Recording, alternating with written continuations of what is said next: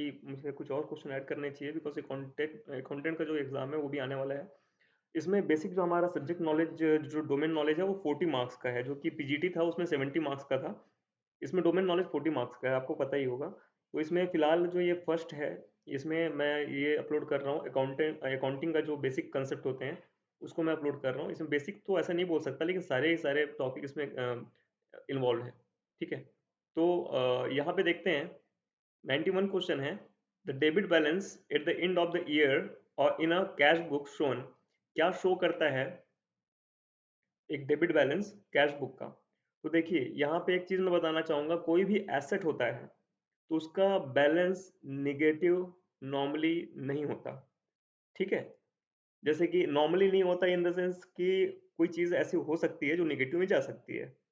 Let suppose आपने advance receive किया हुआ है डेटर से, तो एडवांस जो होता है वो आपकी लायबिलिटी हो जाती है, तो डेटर के केस में ये पॉसिबल है, ठीक है? बट मशीन के केस में, कैश अकाउंट के केस में ये पॉसिबल नहीं है। जो ये अपना आंसर होगा, ये होगा option number D, cash in hand at the end of the given period, इसका आंसर हो जाएगा।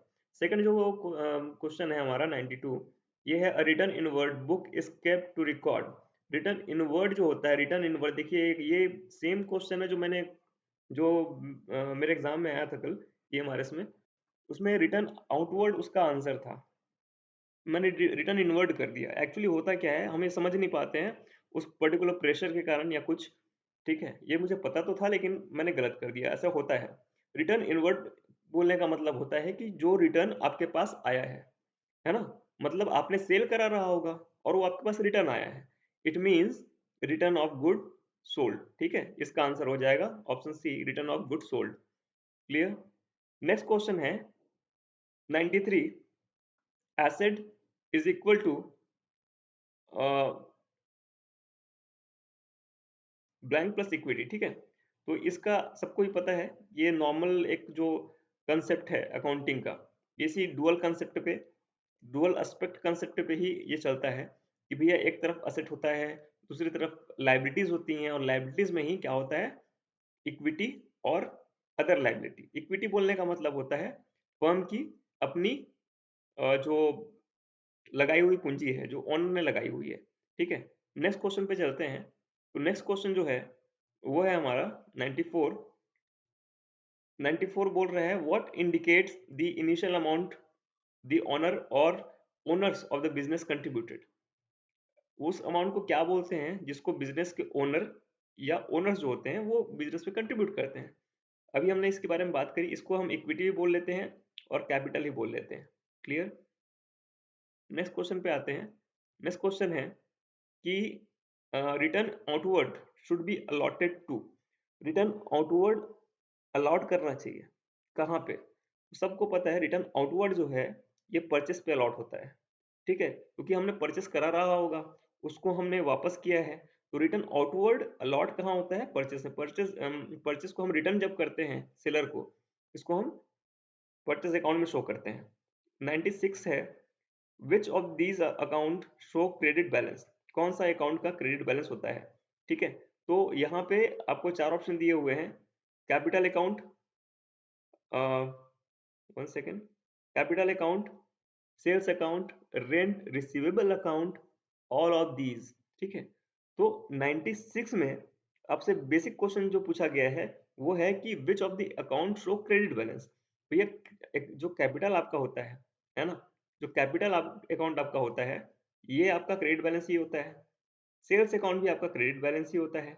रेंट रिसीव्ड अकाउंट, जो रेंट आपने रिसीव किया है, उसको भी हम क्रेडिट बैलेंस में ही लिखते हैं, ठीक है? अब कैसे पता चलेगा कि क्रेडिट में ही लिखते हैं? तो आपने ट्रायल बैलेंस बनाया होगा, ठीक है? तो ट्रायल बैलेंस जब आप बनाते हो, तो ट्रायल बैलेंस में तो आप बेसिकली दो साइड लिखते हो। दो साइड में आप एक साइड एसेट लिखते हो, ठीक है? एक साइड एसेट लिख देते हो और एक लिख देते हो कैपिटल, ठीक है? तो ए साइड कैपिटल और एसेट आता है और दूसरे साइड में आपका आता है लायबिलिटी, ठीक है? और दूसरा आता है इनकम। तो एसेट और एक्सपेंस डेबिट वाले साइड में, और क्रेडिट वाले साइड में लायबिलिटी और एक्सपेंस, सॉरी लायबिलिटी और इनकम। तो यहाँ पे जो दिख रही है पहला वाला जो है हमारा लायबिलिटी है। लाइबिलिटी है। सेल्स अकाउंट जो है हमारी इनकम है, ये भी क्रेडिट में जाएगा। और रेंट रिसीव्ड ये भी हमारी इनकम है, तो ये भी अपना क्या बोलते हैं क्रेडिट साइड में जाएगा। तो all of these are credit sided, है ना, क्रेडिट साइडेड अकाउंट है सारे के सारे। अब आगे चलते हैं। Question number 102, which of the following assets which of the following assets is a fictitious asset? ठीक है, कौन सा एसेट फिक्टिशियस है? तो प्रीपेड रेंट, आउटस्टैंडिंग सैलरी और प्राइमरी एक्सपेंसेस ये फिक्टिशियस नहीं होते। ठीक है, प्रीपेड रेंट जो आपका होता है ये आपका एसेट होता है। आउटस्टैंडिंग सैलरी जो होती है ये आपकी लाइबिलिटी होती है, करंट लाइबिलिटी होती है।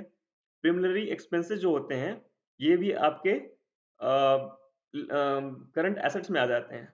ठीक है, ये बेसिकली नॉमिनल जो आप डेफर्ड एक्सपेंस जिसको आप बोलते हो इसमें आ जाते हैं। और ये डेफर्ड एक्सपेंस जो होते हैं ना वो किसको बोलते हैं? डेफर्ड एक्सपेंस उसको बोलते हैं जिसका जो खर्चा अपन ने किया है उसका प्रॉफिट या उसका उसका जो बेनिफिट जो है वो हमको मोर देन 1 ईयर मिलने वाला है।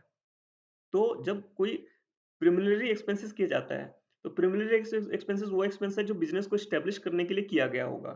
तो ऐसे केस में इसका लाभ जो है, इसका फ़ायदा जो है हमको बहुत लगातार आने वाले समय तक मिलता रहता है। दैट्स व्हाई ये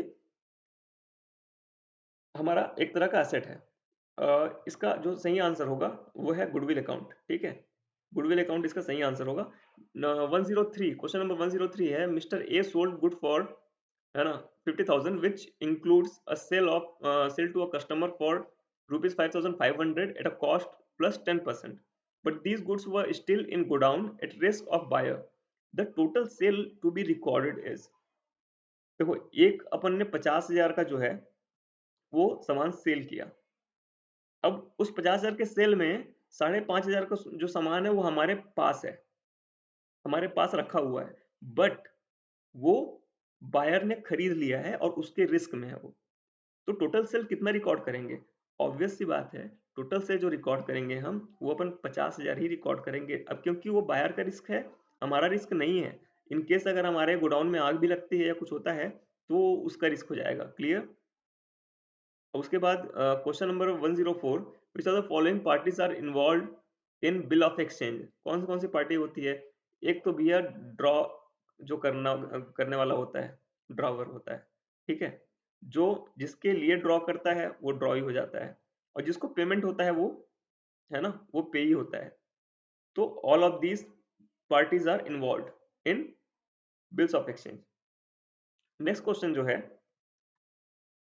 नेक्स्ट क्वेश्चन जो हमारा है वो है 105, और 105 हमको बोलता है कि what is the objective of self balancing system? Self balancing system का ऑब्जेक्टिव क्या होता है? तो इसका ऑब्जेक्टिव होता है to identify error and to facilitate their quick detection with minimum effort. तो सेल्फ बैलेंसिंग जो सिस्टम है ये बेसिकली आपका टैली में भी होता है, माइक्रोसॉफ्ट एक्सेल में भी अगर आप कुछ बनाते हैं। सेल्फ बैलेंसिंग सिस्टम एक एक तरह का सिस्टम है जिसमें अगर कोई बैलेंस, अगर मान के चलो कोई आप अकाउंट बना रहे हैं, उसमें किसी एक तरफ बैलेंस अगर आ गया तो उसको वो ना बैलेंस ब्रॉट डाउन या बैलेंस कैरिड डाउन के फॉर्मेट में लिख देगा। तो इससे बेसिकली होता क्या है, अगर उसका बैलेंस आपके एक्चुअल बैलेंस से मैच नहीं करता है तो आप समझ जाएंगे कि एरर है। ठीक है, उसका आइडेंटिफिकेशन आपका तुरंत तुरंत हो जाता है। दैट्स व्हाई इसका आंसर जो होगा फर्स्ट। सेकंड है, a receipt is a capital receipt because, एक रिसीट कैपिटल कैपिटल रिसीट क्यों होती है? क्योंकि एक कैपिटल रिसीट बेसिकली होती क्या है, जिसको जैसे कि हम लोग हमारी मशीन्स होती हैं, हमारे एसेट्स होते हैं, उसको जब हम बेचते हैं ना, तो बेचने के बाद जो हमको कैपिटल एसेट्स को बेचने के बाद जो हमको मिलता है वो पैसा, वो कैपिटल रिसीट होती है। ठीक है, इट इज क्रिएटेड, इसका जो आंसर जो आपको ऑप्शंस दिए गए हैं उसको आप एक बार पढ़ सकते हैं। इसका जो बेसिक आंसर होगा वो होगा आपका, it is related to fix asset. ठीक है, अमाउंट लार्ज होना कोई बेसिक कंडीशन नहीं है। कैपिटल अकाउंट में क्रेडिट होगा, कोई ऐसा कंडीशन नहीं है। ठीक है, डेबिट होता है obviously. None of the above है ही नहीं, तो ऑप्शन सी। क्वेश्चन नंबर 7 जो है वो आपके सामने आ गया है। क्वेश्चन नंबर 7 है कि for non profit organization honorarium paid is, ठीक है। हॉनोरेरियम बेसिकली क्या होता है, आपने देखा होगा किसी भी फर्म में जैसे कि सैलरी पे करते हैं, वैसे ही नॉन ट्रेडिंग ऑर्गेनाइजेशन में ऑनरेरियम पे होता है, ठीक है। तो बेसिकली अगर किसी भी जगह पे, चाहे वो सैलरी हो चाहे वो ऑनरेरियम हो, वो जब पे होता है, वो क्या होगा, खर्चा ही होगा ना किसी का, ठीक है। लेकिन खर्चा किस तरह का, तो ये बेसिकली रिवेन्यू नेचर का खर्चा होता है ना। तो ऑप्शन सी इसका सही आंसर होगा, a revenue expenditure it is. Honorarium का मतलब होता है बेसिक सैलरी, सैलरी से आप लिंक कर सकते हो उसको, ठीक है। जो कि उसको उनको सैलरी नहीं बोलते हैं वहां पे, एक तरह का हिंदी में जो वर्ड यूज करते हैं अपन लोग, मानदेय यूज करते हैं इसके लिए। नेक्स्ट को जो क्वेश्चन है वो है, purchase of computer is recorded as an office expense, the above is regarded as an. देखो, जब किसी चीज को आपने समझा नहीं, आप ये सोच रहे थे कि भाई ये ऐसा होना चाहिए था और आपने कर दिया, मतलब आपको नियम पता नहीं थे। जब बात नियम की आती है, तब होता है एरर ऑफ प्रिंसिपल, ठीक है। ये एरर ऑफ प्रिंसिपल है। आपने भैया एक मशीन खरीदी है, कंप्यूटर खरीदा है, उसको आप एक्सपेंस में रिकॉर्ड कर रहे हो, सीधी सी बात, आपको प्रिंसिपल ही नहीं पता है। कमीशन ओमिशन और कंपनसेटिंग एरर की तरफ तो जाएंगे नहीं अपन, ठीक है। अब यहाँ पे आते हैं, क्वेश्चन नंबर 9 जो है वो बोलता है कि विच of the following error is not disclosed by trial balance. तो ट्रायल बैलेंस में कौन से एरर डिस्क्लोज नहीं होते हैं। मजे की बात यह है कि ट्रायल बैलेंस में बेसिकली कोई भी, इनमें से कोई भी एरर डिटेक्ट नहीं होते। ये क्वेश्चन वही क्वेश्चन है जो अभी ईएमआरएस के पीजीटी में आया था, ठीक है। पीजीटी में इसको पूछा गया है, तो ये पीजीटी में पूछा गया सेम क्वेश्चन है, अगर मैं देखूं तो, क्योंकि उसमें एक ऑप्शन और दे दिया गया था, एरर ऑफ ओमिशन यहाँ पे लिखा हुआ है ना, इसके नीचे ऑल ऑफ द अबव की जगह है ना, एक लिखा हुआ था error of partly omission error, ठीक है। तो आंसर वो हो जाएगा। पार्टली ओमिशन बेसिकली क्या होता है, जब आपने सेल करा, सेल करने के बाद में एक जगह पे लिखा और दूसरी जगह पे आप लिखना भूल गए, एक जगह पे आपने लिख दिया, दूसरी जगह पे आपने नहीं लिखा, ठीक है। तो दूसरी जगह पे जहाँ पे नहीं लिखा उसका बैलेंस तो गड़बड़ाएगा, और ये जो है, ये जो बैलेंस गड़बड़ा रहा है आपका, यही बैलेंस आपको दिख जाएगा ट्रायल बैलेंस में।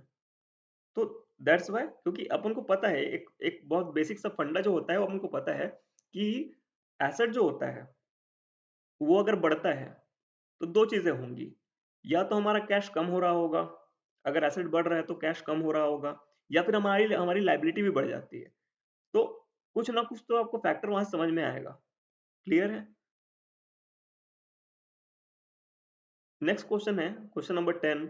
क्वेश्चन नंबर 10 बोलता है कि preliminary expenses that are not written during not written during the accounting period of their incident are treated as। Preliminary expenses जो हैं, जो कि रिटर्न, जो नहीं लिखे जाते हैं ड्यूरिंग द अकाउंटिंग पीरियड, भाई हम लिखेंगे कैसे, प्रिलिमिनरी एक्सपेंस को लिखते कैसे हैं मुझे बताइए। जब, क्योंकि जब प्रिलिमिनरी एक्सपेंसेस हो रहे थे तो हमारा फर्म बना ही नहीं था, हमारी कंपनी बनी ही नहीं थी, हमारी पार्टनरशिप बनी ही नहीं थी, क्योंकि ये वो एक्सपेंस होते हैं जो बनाने के लिए होते हैं।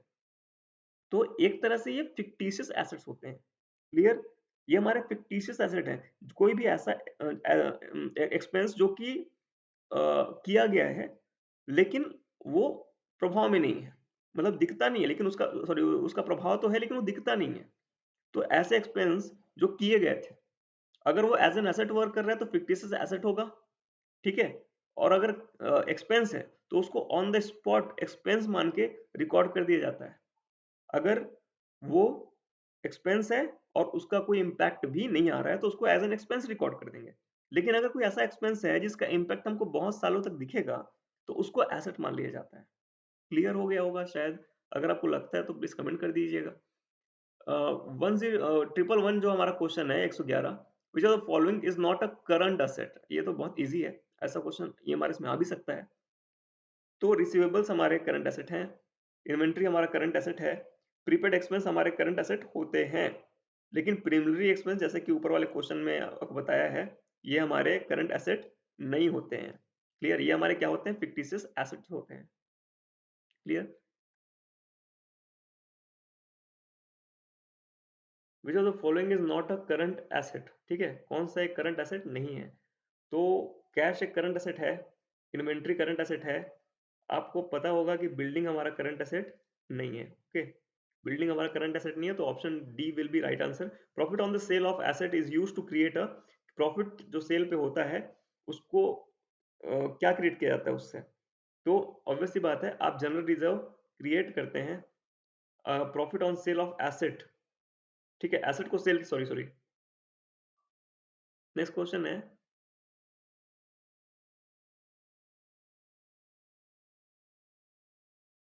नेक्स्ट क्वेश्चन हमारा जो है 112, which of the following is not a current asset. आपको बहुत इजीली बताने की जरूरत नहीं, बिल्डिंग यहाँ पे एक इकलौता ऐसा आंसर है जो कि करंट एसेट नहीं है। 113 जो है, profit on sale of the asset is used to create a, profit मिला है किस पे? सेल ऑफ एसेट के। आप सामान नहीं बेच रहे हो, आप एसेट बेच रहे हो, तो उसको कहाँ लिखेंगे? तो ये आपका कैपिटल रिजर्व में जाता है, ठीक है। अभी कुछ देर पहले अपन ने बात भी करी थी कि अगर प्रॉफिट होता है किसी किसी एसेट को सेल करने से, वो कहाँ जाता है? कैपिटल एसेट में जाता है। नेक्स्ट क्वेश्चन देखते हैं, और 114 बोलता है कि bank reconciliation statement is, bank reconciliation statement क्या है? तो it is bank reconciliation statement part of financial statement, is it a part of financial statement, is it a part of bank account, is it a part of cash account, और none of these? तो इसका आपको बहुत सोच समझ के answer करना पड़ेगा, क्योंकि देखिए बैंक रिकंसिलिएशन स्टेटमेंट स्टेटमेंट जो है ना, वो कुछ नहीं है। इसका बेसिकली आंसर जो होगा मैं बता देता हूँ, इसका आंसर होगा डी। लेकिन जानना इसलिए ज़रूरी है क्योंकि बैंक रिकंसिलिएशन स्टेटमेंट ये आप अपनी सुविधा के लिए बनाते हो। अगर आपके अकाउंट में किसी तरह की गड़बड़ी पाई जाती है, तो उस गड़बड़ी से गड़बड़ी के निवारण के लिए आप एक फर्म इसको यूज़ करती है, ठीक है? नेक्स्ट जो क्वेश्चन है वो है क्वेश्चन नंबर 15। क्वेश्चन नंबर 15 बोलता है accounting principle are generally based on, किस पे बेस्ड होता है अकाउंटिंग प्रिंसिपल्स? तो ये जो होता है किसी भी फर्म का उद्देश्य जो होता है, ऑब्जेक्टिविटी जिसको बोलते हैं, है ना? तो प्रिंसिपल ऑफ अकाउंटिंग जो होता है वो हमारे ऑब्जेक्टिविटी पे बेस्ड होता है। 116 जो है accounting standard in India are issued by, जो अकाउंटिंग स्टैंडर्ड होता है वो हमारे यहाँ चार्टर्ड अकाउंटेंट ऑफ इंडिया जो होते हैं वो लोग इशू करते हैं, और इत्तेफाक से मैं भी एक हाफ सी हूँ, ठीक है। नेक्स्ट क्वेश्चन करते हैं, क्वेश्चन नंबर 17। तो क्वेश्चन नंबर 17 बोलता है the term audit has been derived from Latin word audire. Audire का मतलब क्या होता है? ठीक है, तो अडॉयर अडॉयर का मतलब बेसिकली जो होता है लिसन करना, किसी को सुनना, ठीक है। अडॉयर का मतलब होता है लिसन करना। 118 audit is depth in synonymous for, ठीक है, किसके लिए है? कंप्लीट ऑडिट के लिए है, कंप्लीटेड ऑडिट के लिए है, फाइनल ऑडिट के लिए है, या डिटेल ऑडिट के लिए है? तो बेसिकली इसका आंसर है in depth. Audit in depth जो है वो डिटेल्ड ऑडिट का सिनोनिम है, ठीक है। Which are the following techniques is और are used by the auditor to collect the necessary evidence for the purpose of audit? कौन से ऐसे टेक्निक होते हैं, है ना, कौन सी ऐसी चीजें होती है जिसको ऑडिटर कलेक्ट करता है अपने एविडेंस के लिए? तो सीधी सी बात है, अपन वाउचर देखते हैं, देखते हैं कि नहीं देखते? देखते ही हैं, ऑडिट करने जा रहे हैं तो वाउचर हम देखते ही हैं। उसके बाद हम लोग क्या देखते हैं?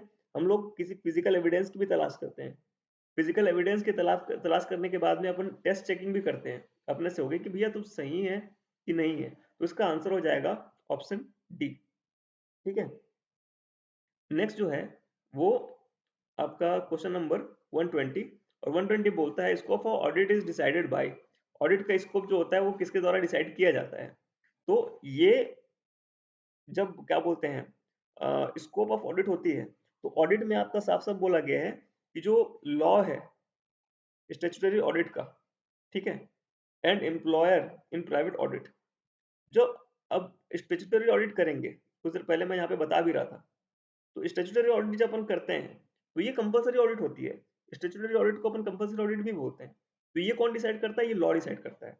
और एम्प्लॉयर का मन है और उसको ऑडिट कंपलसरी नहीं है, उस केस में वो प्राइवेट ऑडिट बिठाता है कि भैया आ जाओ और मेरे बुक को चेक कर लो। ठीक है। नेक्स्ट क्वेश्चन जो है वो है 121, the first auditor of a company is appointed by the board of director with in how many days of the registration of the company. जो फर्स्ट ऑडिटर होता है किसी कंपनी का, उसको बोर्ड ऑफ डायरेक्टर कितने दिनों में अपॉइंट करते हैं? तो आंसर होगा आपका 30 डेज। ठीक है, 30 दिनों के अंदर आपको अपॉइंट करना ही होता है। नेक्स्ट क्वेश्चन आपका है the scope and objective of internal audit are determined by. जो स्कोप होता है और ऑब्जेक्टिव होता है इंटरनल इंटरनल ऑडिट का, यहाँ पे ध्यान देने वाली बात क्या है? Internal audit. अभी कुछ देर पहले मैंने बताया कि इंटरनल ऑडिट जो होती है वो इच्छा पे होती है। तो जो इच्छा पे हो रही है उसके लिए डिसाइड कौन करेगा? उसके लिए डिसाइड करते हैं बोर्ड ऑफ डायरेक्टर्स। शायद ऑप्शन यहाँ ऊपर में होगा, यहाँ पे शो नहीं हो रहा है। ठीक है, मैनेजमेंट बोल सकते हैं या बोर्ड ऑफ डायरेक्टर इसको बोलते हैं अपन। ठीक है, अगर बोर्ड ऑफ डायरेक्टर आ जाए तो बोर्ड ऑफ डायरेक्टर आप टिक कीजिएगा। यहाँ पे मैनेजमेंट लिखा हुआ है तो मैनेजमेंट भी सही है। ठीक है, क्योंकि board of director he managers होते हैं बेसिकली। ठीक है, 123 जो है as per the section, 1 second आपको शो नहीं हो रहा है शायद। ठीक है, तो ये मैनेजमेंट जो है आपका आंसर आ जाएगा। नेक्स्ट क्वेश्चन है as per the section what of the companies act 2013, a person appointed as an auditor of a company shall, in accordance with the provision of section 141 subsection 2, sign the auditor's report or sign or certify any other document of the company will happen। तो ऐसा कौन सा section है जिसमें company जो होती है एक ऑडिटर को अपॉइंट करती है? ठीक है, in accordance with the provision of section 141 subsection 2। ठीक है, अगर सीधी सीधी बात बोला है कि आपको एक ऑडिटर अपॉइंट करना है, उस केस में आप चार्टर्ड अकाउंटेंट यानी ICAI से लिया हुआ एक बंदा ही आप अपॉइंट करोगे। क्वेश्चन नंबर 123 का जो सही आंसर है वो है 145। ठीक है, 124, टेस्ट चेकिंग रिड्यूस द। अभी कुछ देर पहले ऑडिट के केस में हम लोग आए थे और टेस्ट चेकिंग की बात हुई थी। तो टेस्ट चेकिंग जो होता है वो क्या ऑडिटर का जो वर्क होता है उसको रिड्यूस कर देता है। बेसिकली टेस्ट चेकिंग होती क्या है भाई? ऑडिटर ही सारा काम करेगा क्या? नहीं करेगा। तो ऑडिटर क्या करता है? जो इंटरनल ऑडिटर जो वहां के होते हैं, जो इंटरनल लोग होते हैं, इंटरनल मैनेजमेंट होता है, उनके डॉक्यूमेंट्स यूज करता है। और कुछ चीजें जो बहुत नॉमिनल होती हैं जिनको देखने की बहुत ज्यादा जरूरत नहीं है, उस केस में वो उन लोग के डॉक्यूमेंट्स यूज कर लेता है। इसी को हम लोग लेकिन ऐसे यूज नहीं करता डायरेक्ट डायरेक्ट, उसको थोड़ा थोड़ा टेस्ट करके करता है। That is also named as test checking. ठीक है, नेक्स्ट है ऑब्जेक्टिव ऑफ रूटीन चेकिंग। जो रूटीन चेकिंग होती है, आप मुझे ऑडिटर अगर अपॉइंट कर दोगे, सॉरी ये रूटीन वाला चेकिंग का ये क्वेश्चन है। तो रूटीन चेकिंग जो होती है वो क्या दिखाती है? तो प्रिंसिपल में एरर शो करने में हेल्प करती है, डिटेक्ट करती है अर्थमेटिकल एरर, डिटेक्ट करती है डुप्लीकेशन। तो 125 का आंसर जो हो जाएगा वो अर्थमेटिकल एरर हो जाएगा। क्योंकि अगर आपको नहीं पता है तो प्रिंसिपल का तो आप छोड़ ही दो, अगर आपको नहीं पता है तभी तो आपने गलत किया है होगा। और डुप्लीकेशन, डुप्लीकेशन ऐसी चीज होती है जो इफेक्ट लाती है अर्थमेटिकल का, जो इफेक्ट बेसिकली लाती है किसका? अर्थमेटिकल का। तो डुप्लीकेशन एक टाइप हो गया अर्थमेटिकल एरर का। तो बेसिकली इसका आंसर जो है वो अर्थमेटिकल एरर हो जाएगा। क्लियर? क्वेश्चन नंबर 126 जो है वो बोलता है what is the present who is the present controller and auditor general. अभी के controller and auditor general of India वो है, वो कौन है? ठीक है, ये आपके जीके का क्वेश्चन है और आ भी सकता है श्री गणेश चंद्र मुर्मू। ये आप मुर्मू याद रख लीजिए क्योंकि मुर्मू हमारी राष्ट्रपति जी भी हैं, इससे आपको याद रहेगा। क्वेश्चन नंबर 27 ये बोल रहा है विच of the section section the deduction in respect of medical insurance premium under income tax act 1961। ठीक है, इनकम टैक्स एक्ट के मेडिकल, ये वाला याद रखिए, medical insurance premium under income tax. तो 127 का आंसर आपका हो जाएगा ऑप्शन डी, ठीक है, 80D, ठीक है। As per the provision of the income tax act 1961 related to the income under the head salary, which of the following shall be included in the word salary? Salary में क्या include किया जाएगा, मतलब किसको आपकी salary मानी जाएगी? तो भैया आपको वेजेस मिलते हैं, तो वेजेस भी आपकी सैलरी का पार्ट होते हैं, ठीक है। एनी ग्रेजुएटी और पेंशन ये भी आपके सैलरी के कारण ही आपको मिलता है, दैट्स व्हाई ये भी आएंगे। एनी ग्रेजुएटी, ठीक है, ये भी आएंगे। Any fee, commission, perquisite or benefit in lieu of salary or in addition to salary, in any salary or wages, सारा का सारा ही तो आ रहा है, ठीक है। So option C, 1 2 3 4 all of the correct, ठीक है, all of them are correct. Last question जो हमारा बनता है, दो क्वेश्चन और बचे हुए हैं। Education says is calculated on, तो आपने अगर इनकम टैक्स भरा होगा एज एन अकाउंटेंट, तो आपको पता होगा जो इनकम टैक्स जो कैलकुलेट होता है वो टैक्स ऑन टोटल इनकम होता है। तो जितना भी टोटल इनकम का आपका होगा उसी के नीचे लिखा होता है सेस। तो एजुकेशन सेस होता है ना, हायर सेकेंडरी एजुकेशन सेस होता है। आजकल वो एक स्वच्छता सेस आ गया है। आप लोग मुझे कमेंट करके बताइए कि जो स्वच्छता सेस है ना, वो स्वच्छ भारत सेस जो है वो कितना परसेंट आपके टैक्स में लगता है। ये क्वेश्चन ही पूछा जा सकता है, ठीक है। Why residential status is seen in taxation, residential status taxation में क्यों दिखाया जाता है? मतलब भाई मैं टैक्स भर रहा हूँ और आप मुझे बोल रहे हो कि आपका रेसिडेंशियल स्टेटस क्या है, वो आप क्यों पूछ रहे हैं मेरे से? तो क्योंकि एक नॉर्मल रेसिडेंट का टैक्स अलग बनता है और एक नॉन रेसिडेंट का टैक्स अलग बनता है। मतलब अगर कोई बंदा इंडिया में रह रहा है यानी वो उसका रेसिडेंट है, तो उसका टैक्स कम होगा और जो बाहर से आ रहे हैं उन लोग का टैक्स ज़्यादा होता है। वो लाइक डिफरेंट ही होता है, ज़्यादा कम वाली बात ही नहीं है, उन लोग का टैक्स डायरेक्ट डिफरेंट ही होता है, ठीक है?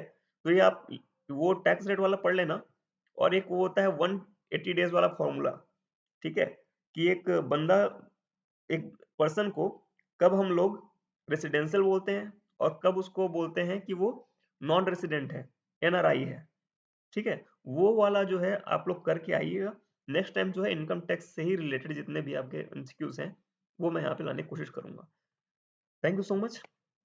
प्रेजेंटेशन को लाइक कीजिएगा और हो सके तो शेयर कीजिए और कमेंट कीजिए अगर मैंने कुछ गलत कहा होगा। अगर आपको लगता है कि कुछ गलत मेरे से हुआ है, तो प्लीज़ कमेंट कीजिए ताकि मुझे ये पता चले। Honestly I am a student, I am also a teacher, but at the same time because I am also involve in this exam, ठीक है? मैं खुद भी इस एग्ज़ाम में इन्वॉल्व हूँ, तो मुझे नहीं लगता कि मुझे एज़ अ टीचर सोचना चाहिए यहाँ पे, एज़ अ स्टूडेंट मैं सोच रहा हूँ। अगर आपको कुछ लगता है, कुछ नए कंटेंट आपको मिलते हैं, कुछ नया आपको लग रहा है कि पर्टिकुलर टॉपिक छूट रहा है, मुझे बता दीजिए, मैं विदिन अ 2 डेज़ उसको कंप्लीट कर दूँगा, क्योंकि ये हमारे लिए ज़रूरी है। जितना 6 दिन अभी हमारे पास है, 7 दिन के अंदर जितने भी पढ़ लें अपन, उतना ही पढ़ेंगे। उसके बाद तो हमारे पास वैसे भी टाइम ही टाइम रहेगा। Thank you so much for the session.